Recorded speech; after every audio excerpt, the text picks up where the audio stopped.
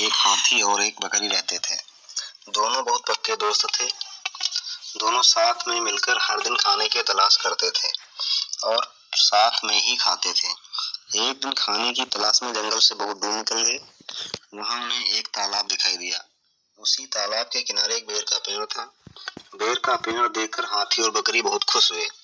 दोनों पेड़ के पास गए। फिर हाथी ने अपनी सूंड से बेर के पेड़ को जोर से हिलाया और जमीन पर ढेर सारे पके हुए बेर गिरने लगे।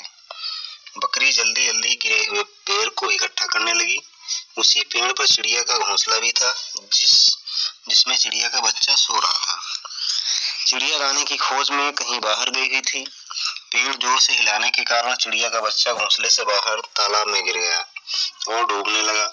चिड़िया के बच्चे को डूबता हुआ देखकर उसे बचाने के लिए बकरी तालाब में कूद गई, लेकिन बकरी को तैरना नहीं आता था। इस वजह से वह भी तालाब में डूबने लगी।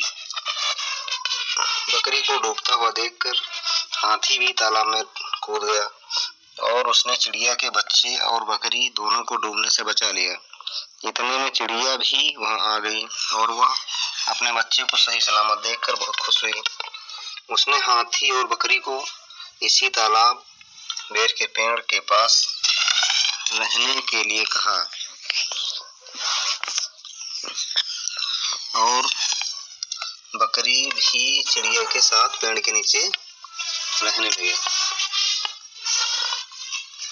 चिड़िया अपने बच्चे के साथ जंगल में घूमकर आती थी और हाथी और बकरी को जंगल में किस पेड़ पर फल लगे हैं इसकी जानकारी देती थी। इस तरह हाथी, बकरी, चिड़िया मजे से रहते और खाते पीते थे।